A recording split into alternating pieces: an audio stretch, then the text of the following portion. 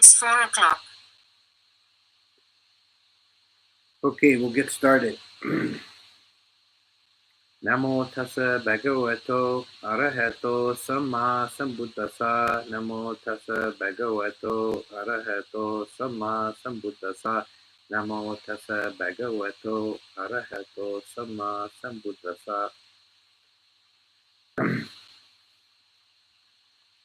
Last week I talked about the contemplation of the devas, which is one of the 40 traditional meditations found in the Visuddhimagga. Another one in the same category of anusati, or contemplation, is contemplation of the Buddha. There's contemplation of the Buddha, contemplation of the Dhamma, and contemplation of the Sangha. The contemplation of the Buddha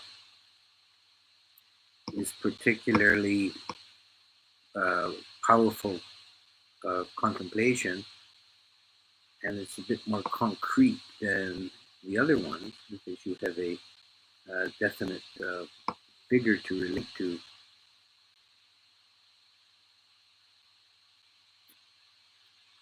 There was a saying by the great medieval Zen master Dogen, Zen master Dogen, who's one of his sayings was, "If you see the old man Shakyamuni, do you see the Tathagata? And if you see the Tathagata, do you see the old man Shakyamuni?" And I think this is the paradox or the dichotomy that we must work with. It's very important that we see both the human figure of Siddhartha Gautama, a man of flesh and blood who lived in a specific time and place in a specific historical and cultural context.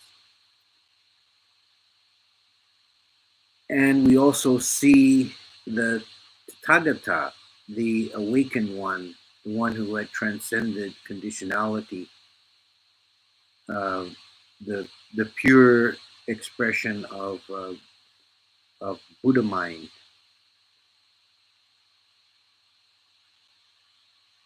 Historically, there's been a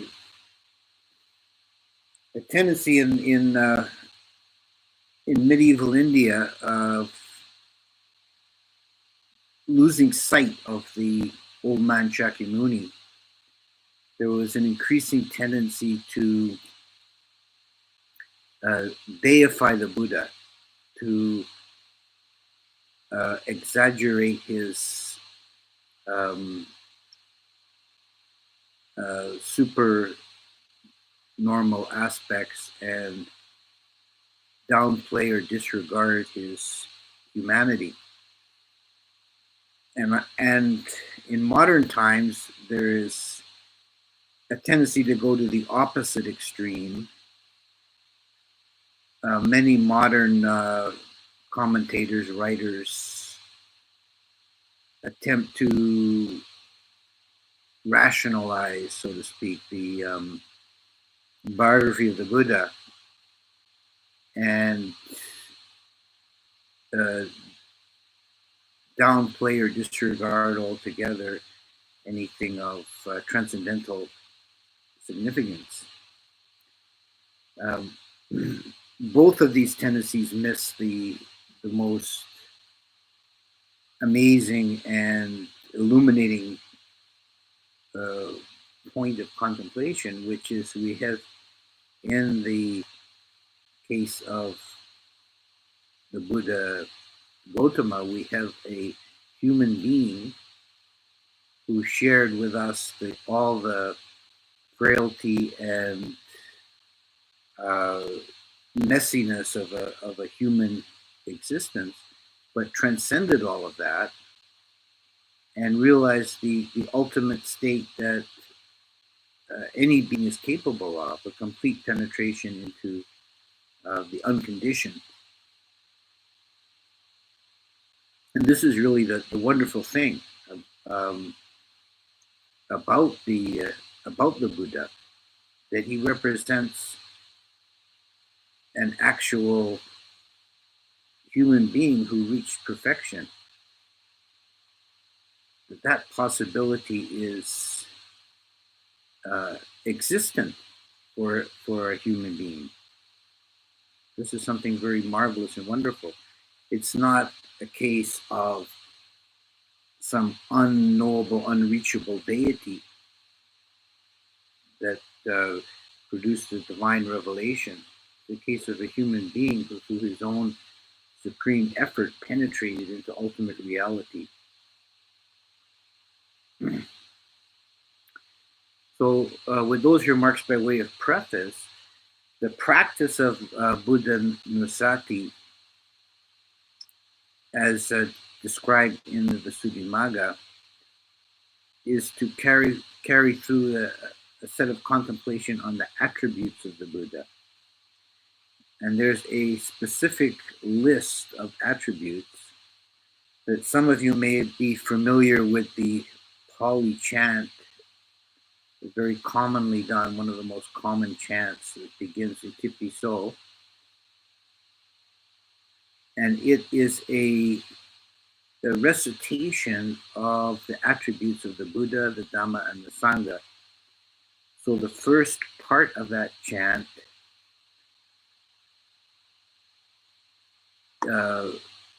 rehearses the attributes of the Buddha.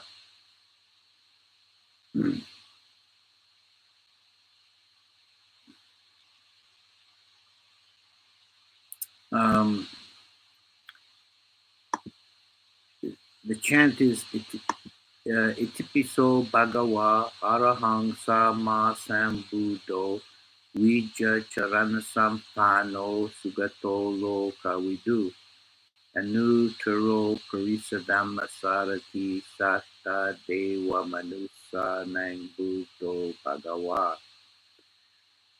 So the first attribute of the Buddha is Bhagawa, which is generally translated as the Blessed One.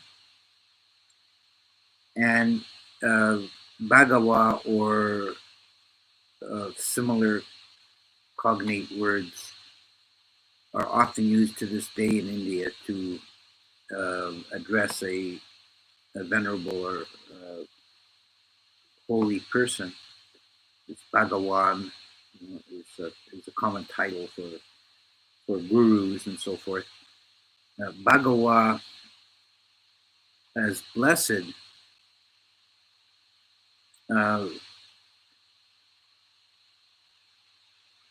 points to the attribute of the Buddha as being a sacred person.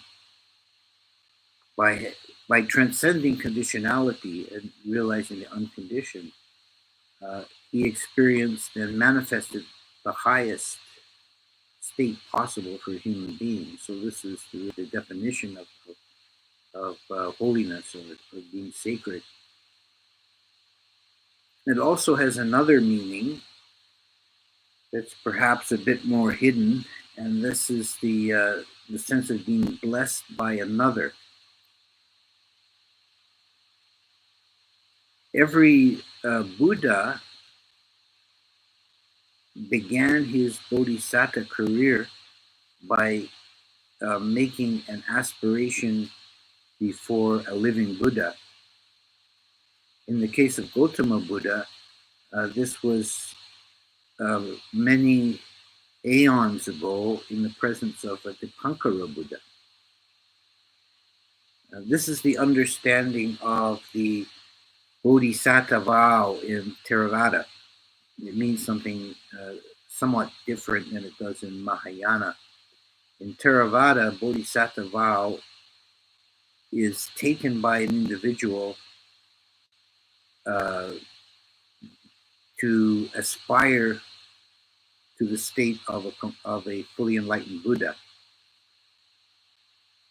which is a much more difficult path than aspiring to arahantship.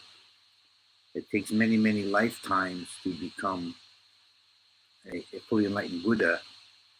lifetime spent perfecting all the paramis, the mental states of perfection. And taking such a vow is considered in Theravada, it's considered only real and binding and irrevocable when it's taken before a living Buddha. And that Buddha then blesses the aspirant and says, yes, I can see with my Buddha eye that you shall indeed attain to the state of Buddhahood in so many aeons of time. And this was done by Gautama in a past life in another world system many, many aeons ago before the Buddha Dipankara. So there is a hidden lineage of Buddhas that transcends space and time. The world system in which Dipankara lived no longer exists. And the career of the Buddha, of the Bodhisattva to become a Buddha takes many, many hundreds of lifetimes in which he is working to perfect himself and prepare himself for the state of Buddhahood. So this blessing is something that represented by the word Bhagawa, is something that comes from very ancient times. It's passed down to the Buddha, from a previous Buddha. The next attribute is Arahang. Arahang is a grammatical form of the more familiar word Arahant. It means the same thing. It means a perfected one. In Theravada Buddhism, there are three types of perfected or fully enlightened beings: Arahants, Pachika Buddhas, and fully enlightened or Sammasambuddhas. An Arahant is one who has attained to penetration of the unconditioned under the guidance of the teachings of a Buddha. So it's sometimes called the Sawakayana, the way of the student. The Pacheka Buddha is one who lives in a dark age in between Buddhas, who attains to enlightenment by his own effort, but he doesn't reach the perfection of teaching, so that his enlightenment doesn't have any effect on the world. He doesn't leave behind a dispensation and a teaching that others can follow. Sammasambuddha, like Gautama, is the rarest of the three. In the Theravada count, there are only 5 Buddhas for this planet. 4 have already passed and 1 is yet to come. Gautama was the 4th, and we are currently living in the dispensation of Gautama Buddha because his teaching is still remembered. So all Buddhas and Pachika Buddhas are also Arahant. All Buddhas are Arahants, but not all Arahants are Buddhas. So Arahant means, that in the simplest definition, would be one who has penetrated fully the nature of the unconditioned, fully realized and entered into Nibbana. Sama Sambuddho, the next attribute, means fully awakened by one's own effort. Sama means perfect or complete, as in the Eightfold Path. That's the Pali in the Eightfold Path. Sama Ditti, Sama Sankappa, and so on. Buddho means awakened, and Sam is a prefix to mean by oneself. So this attribute of the Buddha means that he attained to his awakening fully by his own effort. At the time the Bodhisattva lived before his awakening, the teachings of the previous Buddha had completely been forgotten. They completely passed out of the world. And this is a general rule that a Buddha only arises, a fully enlightened Sammasambuddha, only arises at a time when the teachings of the previous Buddha have been utterly forgotten. There's a curious passage in the Majjhima Nikaya where some Brahmin students approach the Buddha and ask him to explain a stanza from the Vedas that none of them have been able to decipher. And the Buddha reads it or hears it recited, I suppose. And then he comments, "Oh, yes, I'm not surprised no one understands this. This is the last fragment of Kondanyo Buddha's, Kassapa Buddha. This is the last fragment of Kassapa Buddha's, the previous Buddha's teaching. It's all that's survived out of context and put in the wrong place, and no one understands what it means." And then he gives a discourse expounding on the meaning of the passage.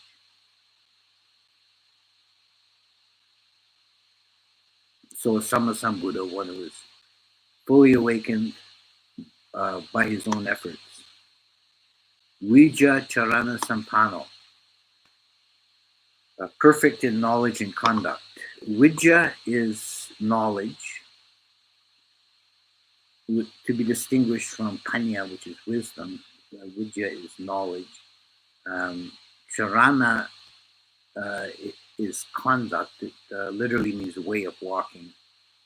And Sampano is perfect or flawless. So the knowledge of the Buddha was considered to be perfect. And there's been some controversy in the Buddhist tradition about exactly what this means. The Buddha himself was very careful never to claim omniscience.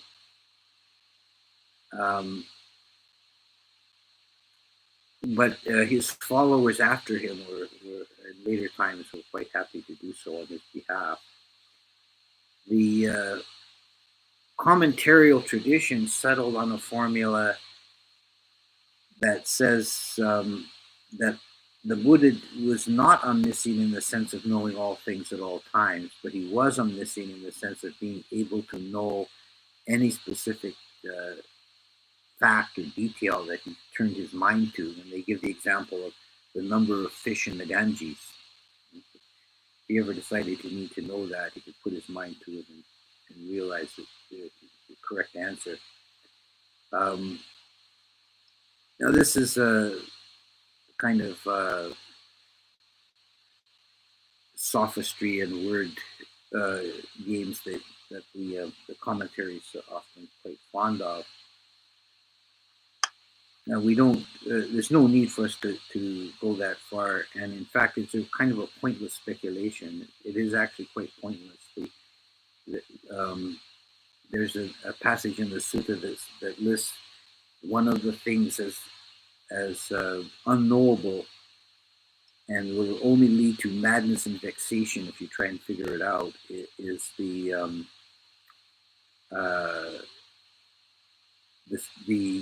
range of a Buddha's mind.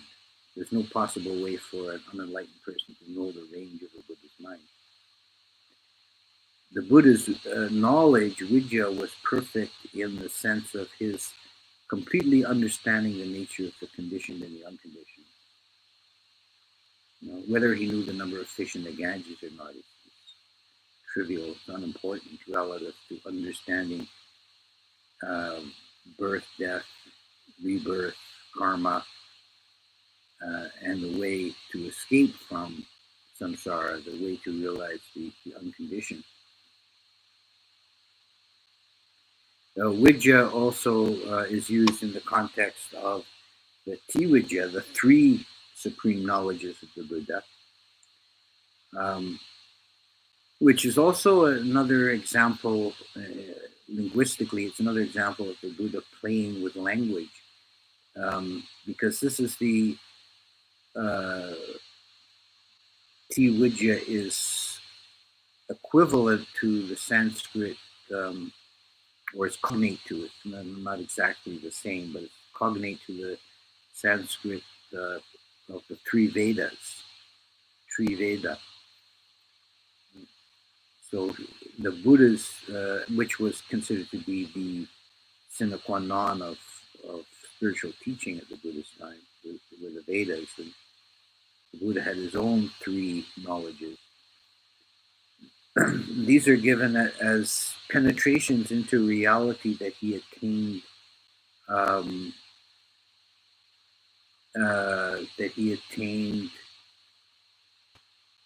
during his enlightenment night.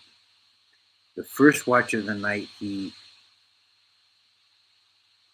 experienced a complete recollection of all his previous lifetimes, going back many, many hundreds of kappas, or aeons of time.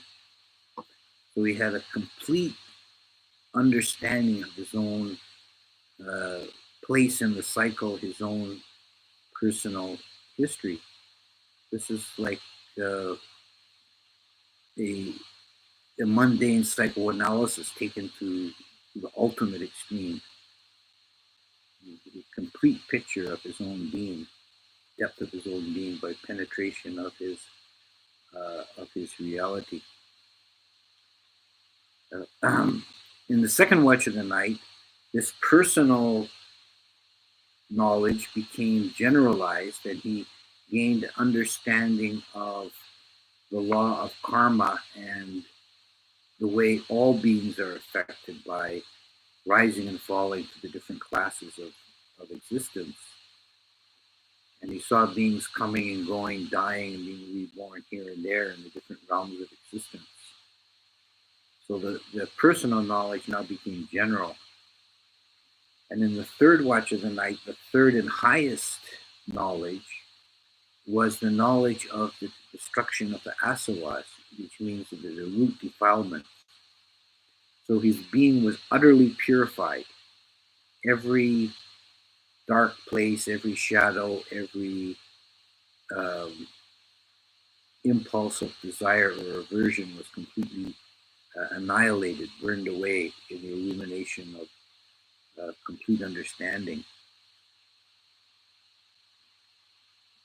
And this is the equivalent of attaining Buddhahood. And there's an important teaching here, in that the knowing, the clear knowing, is the Buddha mind. Our own consciousness, which relative to Buddha seems a dim and a faltering flicker, is not different than that. It's only obstructed by the defilements. And with the destruction of the defilements, the Buddha's mind was completely liberated.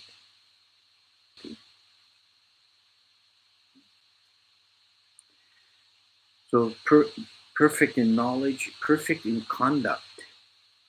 This is the attribute of the Buddha, because he had eliminated all defilements, and because he was thereafter completely always mindful. His conduct was flawless. Not just in the sense that he was impeccable in his morality, his ethics. That's true, but it goes beyond that, in that his movements, his gestures, his speech, everything was completely under control and perfect. There would never have been a moment of clumsiness or forgetfulness or awkwardness in his demeanor, behavior, his bearing. Would have been a very impressive sight to see.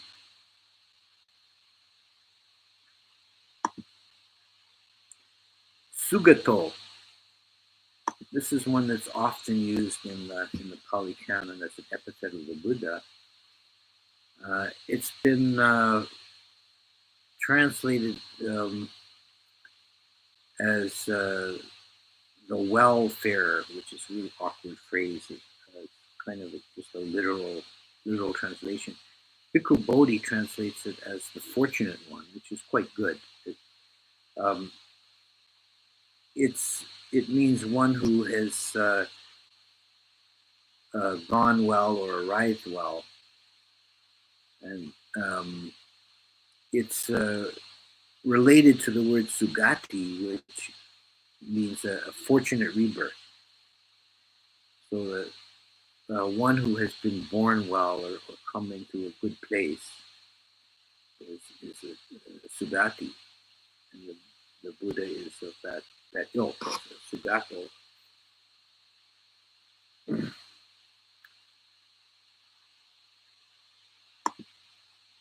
Loka vidu means knower of the world. So vidu is another variation from vidya. Loka is world, and it's pluralized. Knower of the worlds. Right? Because the Buddha is, by penetrating the unconditioned, he gained a new and powerfully penetrating understanding of the conditioned. And he had a knowledge of all the realms of existence. His consciousness was able to touch and experience all the different realms, and he had a complete understanding of the different stations of consciousness and stations of rebirth. And there were no secrets for him in the cosmos. It was all clear and open to him. The Visuddhimagga in this, incidentally, is kind of a digression, but the Visuddhimagga in this section of the description of Buddha Nusati, when it talks about Loka Vidu, it has a very long, several pages long passage, which is one of the principal sources we have in the Pali for a description of the physical cosmological system that was held by the ancient Indian Buddhists. As it goes into describing Mount Sinaru and the Rib Mountains and the seas and the four islands, the multiple world systems, and on and on. It's one of the most coherent descriptions anywhere in the Pali literature, the source for that material.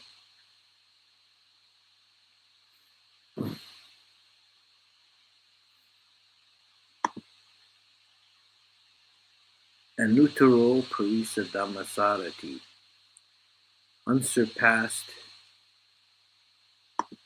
teacher of those to be taught. And this Anuttaro means without a superior, unsurpassed.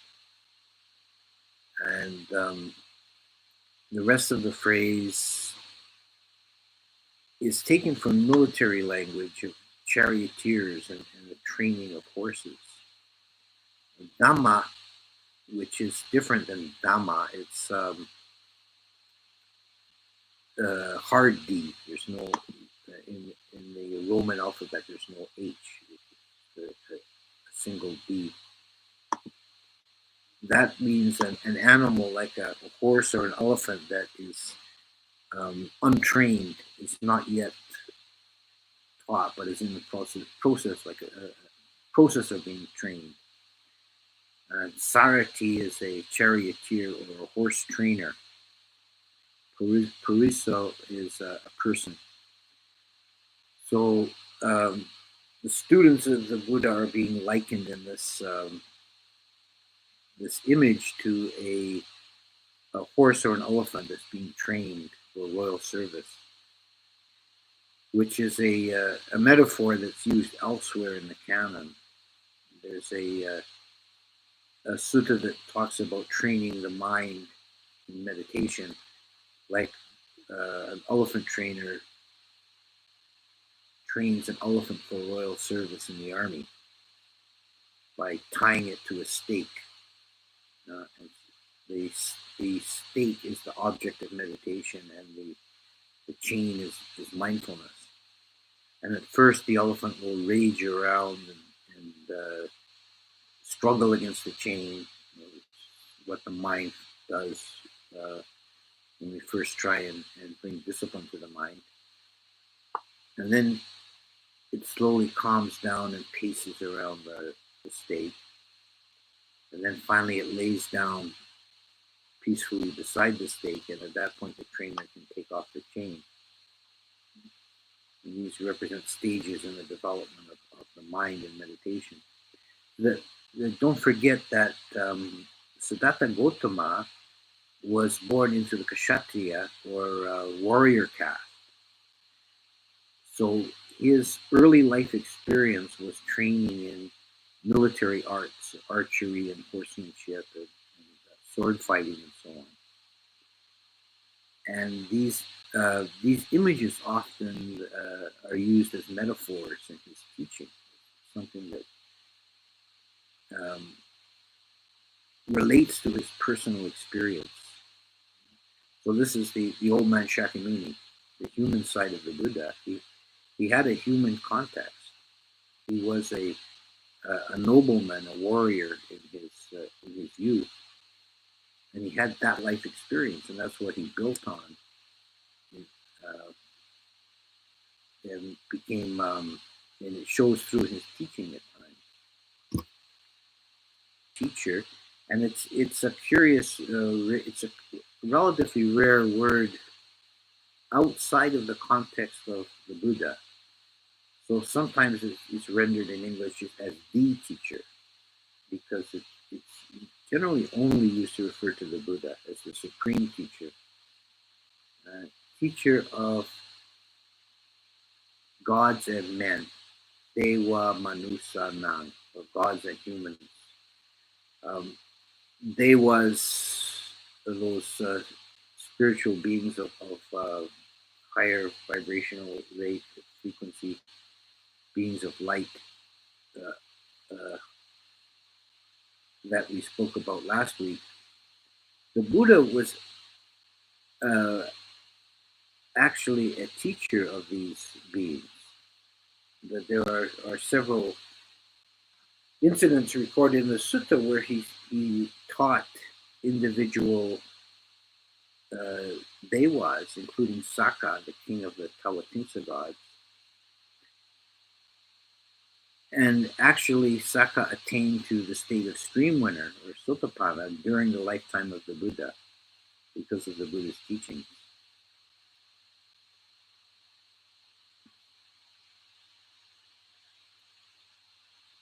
There's a very poignant sutta where the Saka comes to see the Buddha on earth and brings his retinue with him. Visits the Buddha while he's staying in a cave in the side of a mountain or a hill. And the villagers down below, when Saka arrives, they think the mountain's on fire. All they see is brilliant light.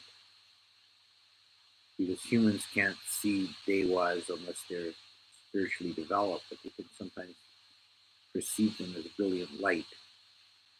And the Saka and the dewas came to see the Buddha, and they discoursed. And the record of their conversation in the sutta begins with basically kind of chit chat, how are you doing, what's up, kind of thing, in a more formal, elevated tone.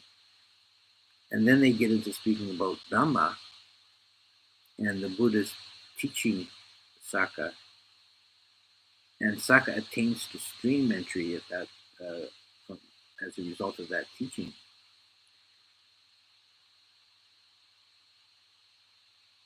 And the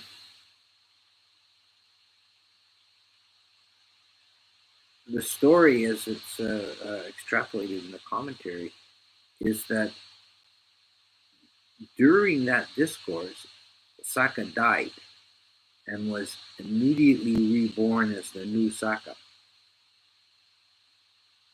So when a Dewa dies, he just disappears. And when he is born, he just appears. So there was a momentary flicker out of existence and back into it. And it said that only the Buddha and Saka knew that it had happened. All the other Dewas missed it. They didn't perceive that anything had happened.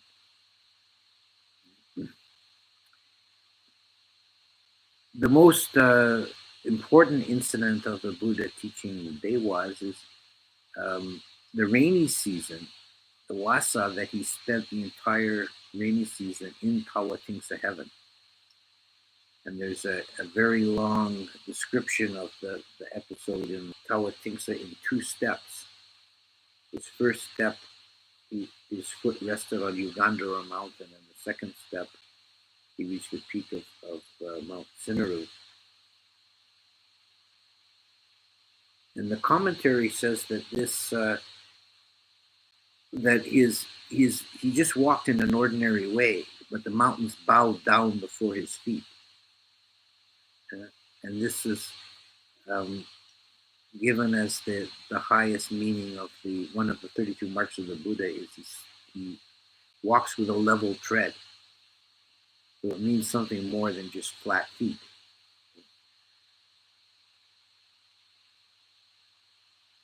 And he spent the whole rainy season in Tawatingsa, and his mother, who had been reborn, had died after he was born, and was reborn into Sita heaven, which is the next heaven up from Tawatingsa. Well, it's two heavens up, two heavens up from Tawatingsa. She came down to attend the teachings, and he gave her the seat of honor on his right side. And during that rainy season, while he taught the Dewas, every day when it was time for his meal, he would descend to earth and wash his face and mouth in Lake Anotata in the Himalaya. And there he would meet Sariputta and give Sariputta a brief summary of what he had taught the Dewas in the previous day. And these brief summaries given to Sariputta are what we know now as the Abhidhamma.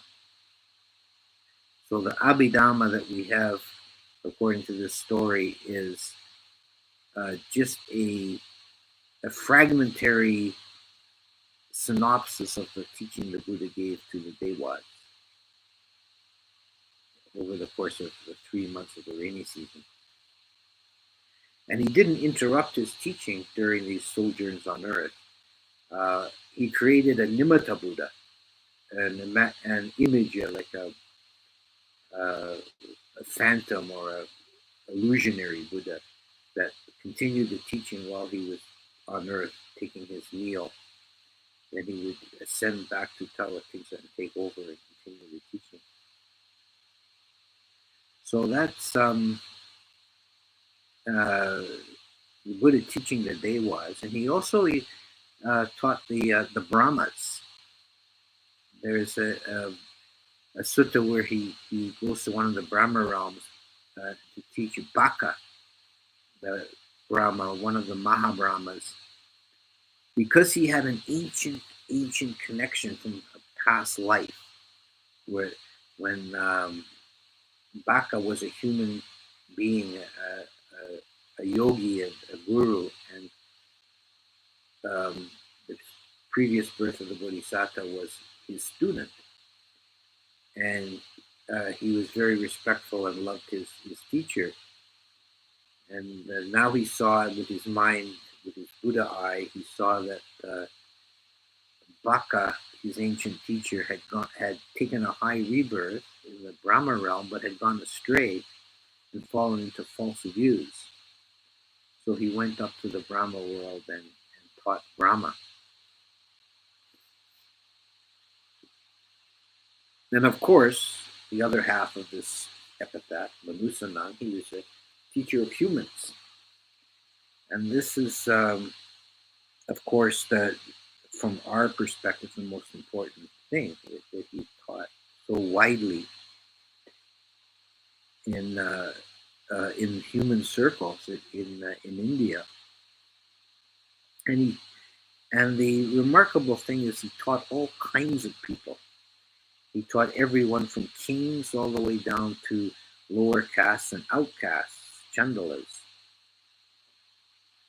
which was scandalous to the Brahmins of his time that he would teach outcasts and even accept them for ordination. This was unheard of. It was blasphemy according to the Brahmin view of caste.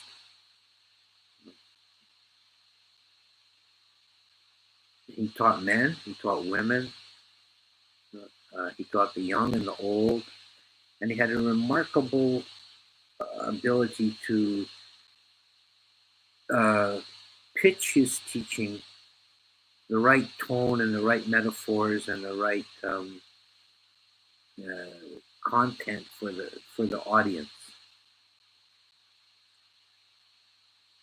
So when we're reading the suttas now, it's important not to neglect the introductory passages. Particularly in the Digha and the Majjhima, there'll be often a context-setting passage.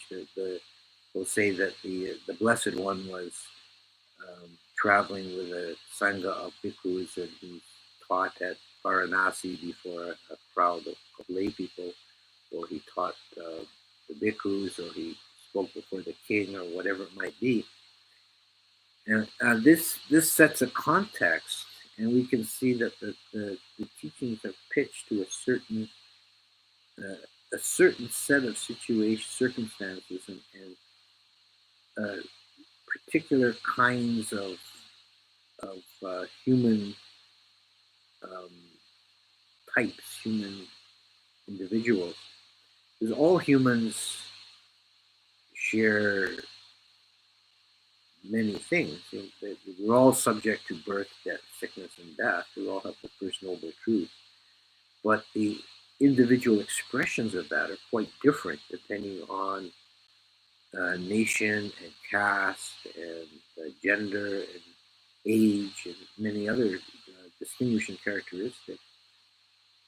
And the Buddha would find that where these people are at, what they're ready to hear, and give it out. And suttas are very marvelous for that. This human quality of the relatableness of the human characters in the suttas.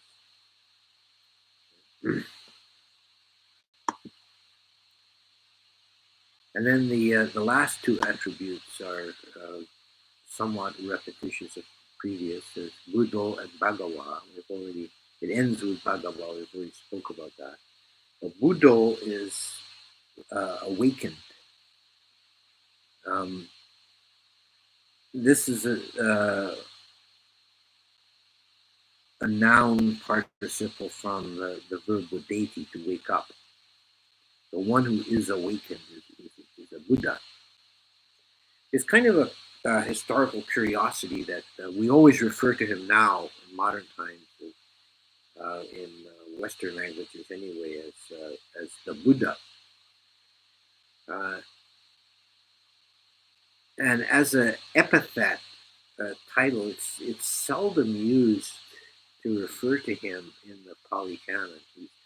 When he speaks about himself, he uses the word Tathagata, thus gone or thus come. And when other people speak of him, they'll refer to him mostly as Bhagawa, but sometimes as Sugato.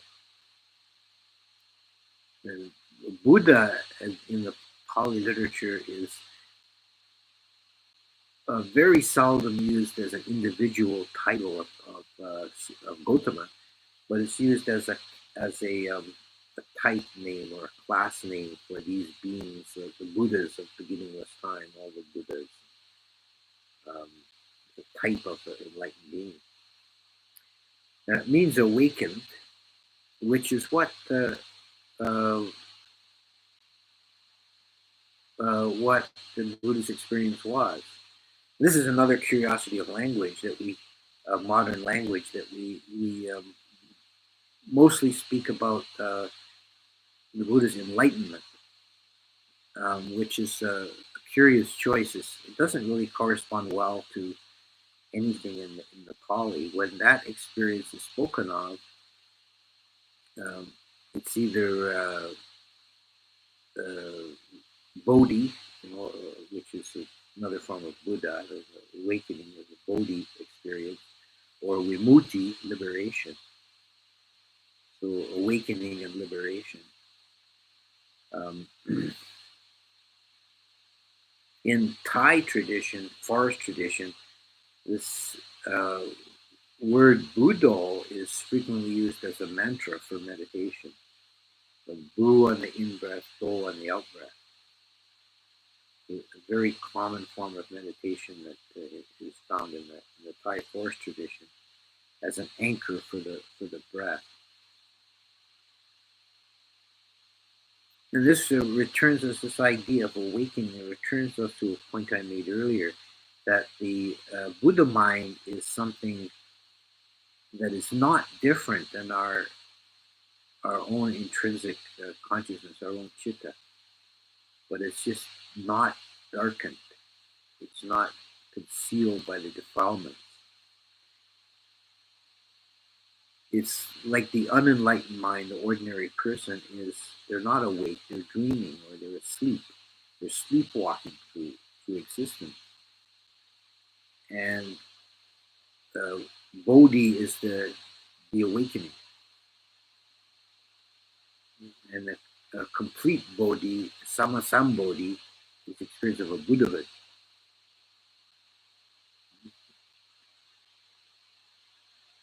But any uh, tiny penetration of reality is a small act of Bodhi, awakening the mind. There's one practical uh, meditational guidance that is sometimes given is to be aware of those moments when you're meditating and the mind has wandered and you suddenly remember you're supposed to be meditating, you come back to your object. That's a small moment of Bodhi. That's awakening. Uh, so recognize that and learn how that feels. This is, oh yeah, it's like a sudden brightening, a sudden dispelling the clouds.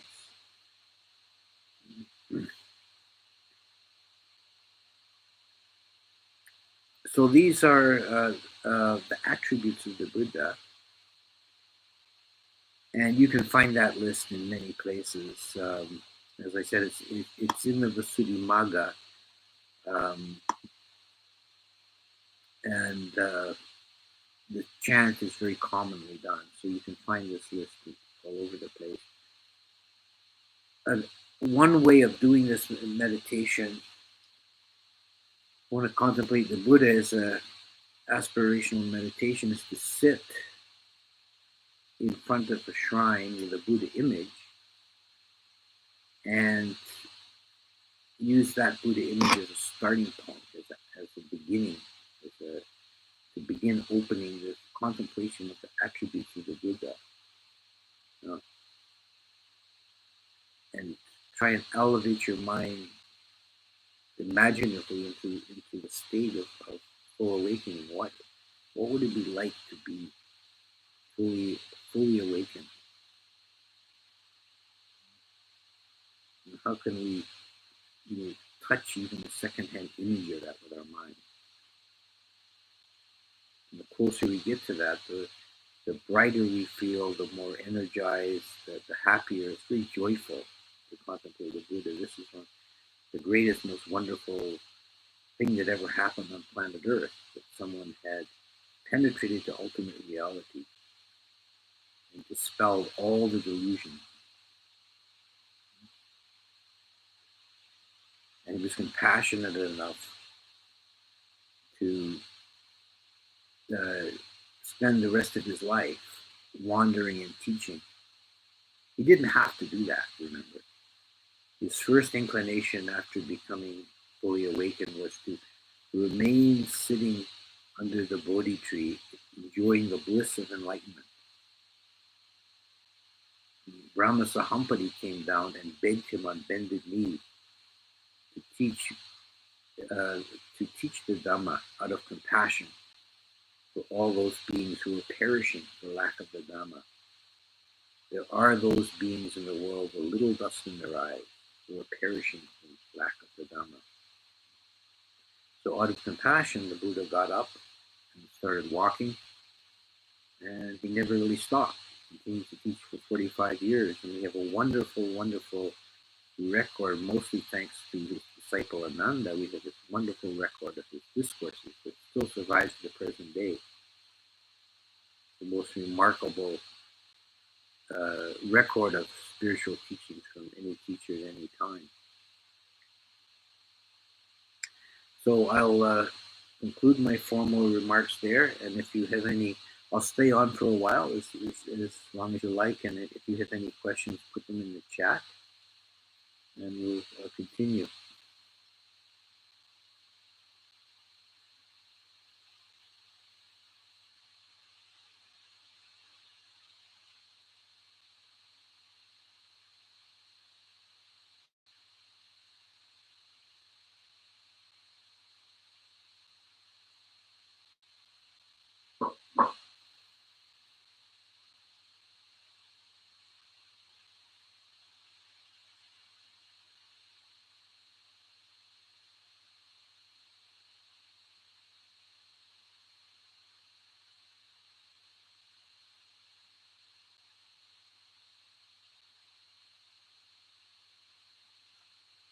I'll be right back.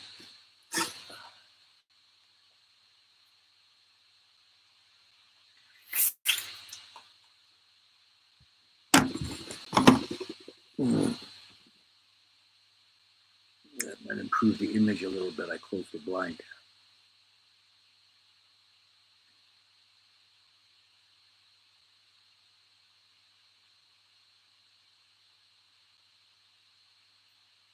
Do you have any suggestion to assist in eliminating the habit of pointless speculation? Yeah, there's definitely a temptation for the mind to go into um, all kinds of wild speculation, and it's mostly completely pointless and fruitless.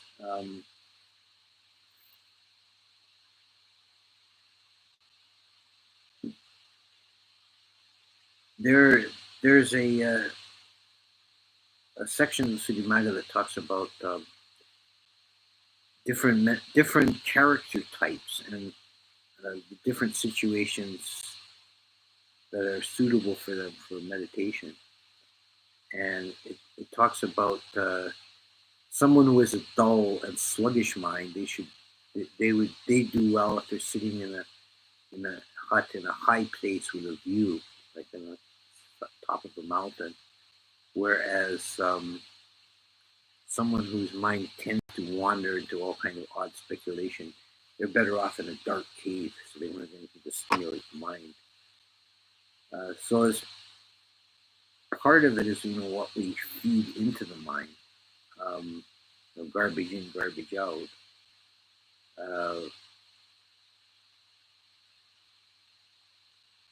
If one has that type of mind that's prone to theorizing and thinking, you can use that in a disciplined way and study some of the more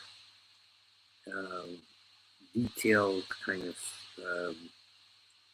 technical sort of teachings, like the Abhidhamma. Take a real interest in Abhidhamma and try and channel that speculative energy into fruitful channels.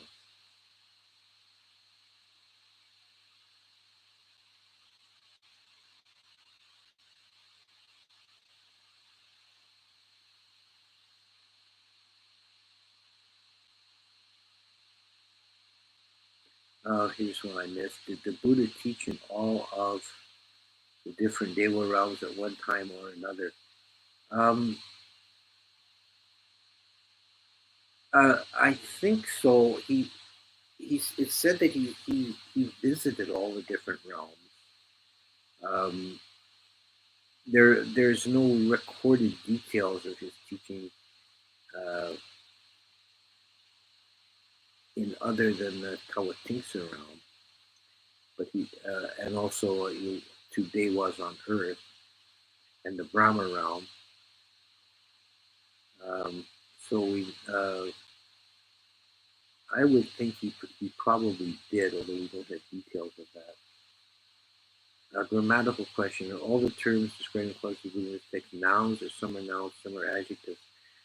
In Pali, there isn't really a clear distinction between nouns and adjectives. You can use the same word generally as a noun or an adjective, which makes translation sometimes tricky to figure out what sense is meant.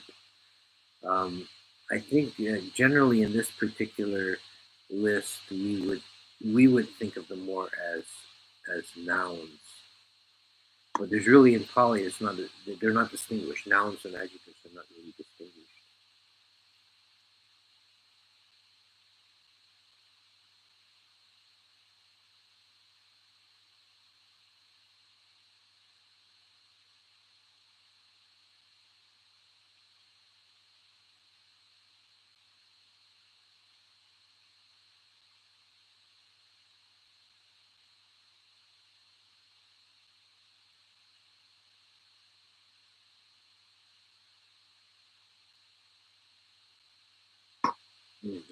I'm having some trouble with the chat. I just got a message, unable to connect to chat. Last week I had a similar thing when I got back on. Let me see how I can do this.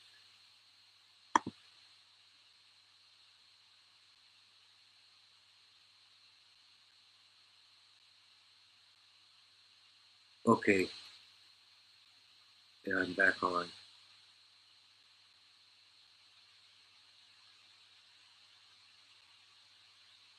Oh, somebody says the sound is really poor. I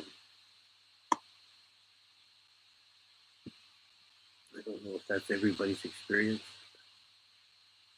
I may try and get an external microphone if it would make a difference.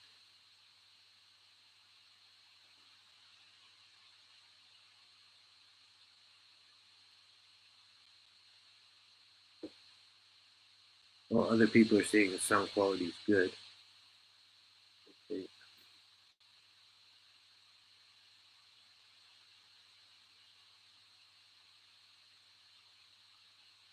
Yeah, mostly I'm getting the feedback that the sound is okay.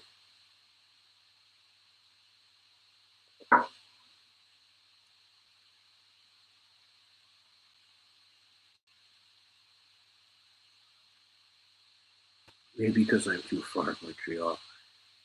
Yeah, it's getting lost over the Ottawa River there.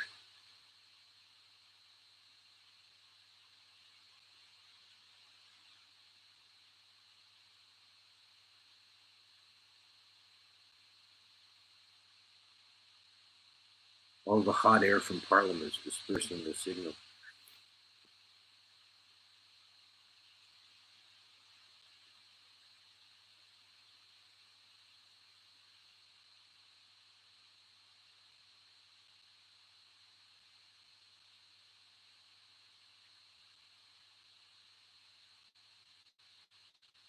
It's 5 o'clock.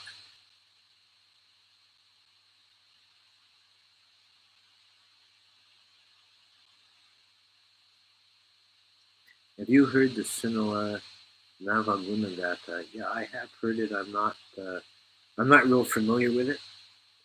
My training was in the Thai tradition. I've only got a kind of peripheral experience with the Sinhalese tradition.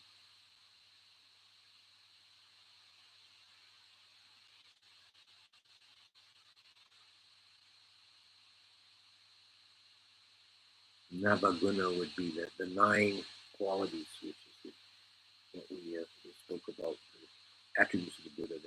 They come to 9.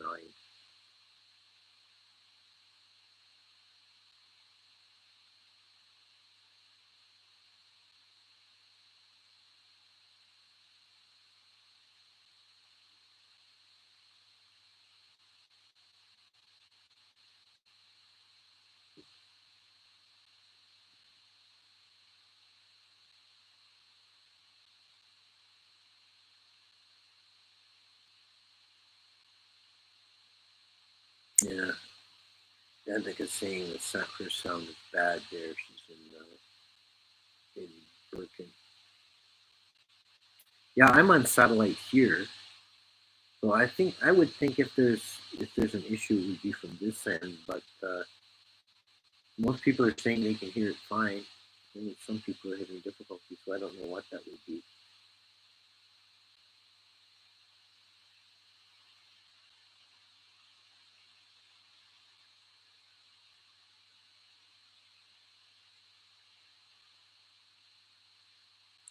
Why did Saka die while talking to the Buddha?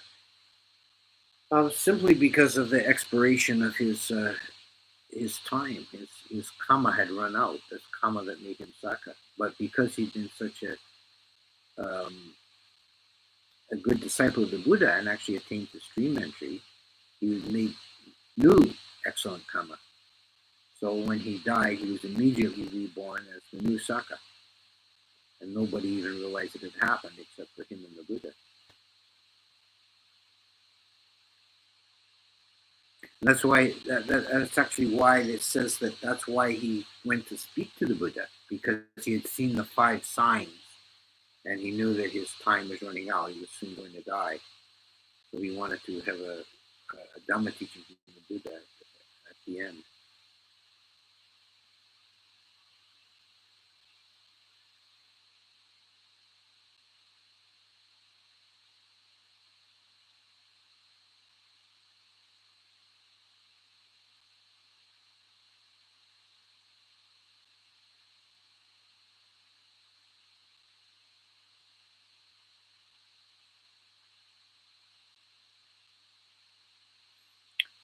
Okay, I think there doesn't seem to be any more questions. I'll take my leave. Thank you all for attending today, and we'll do it again next week.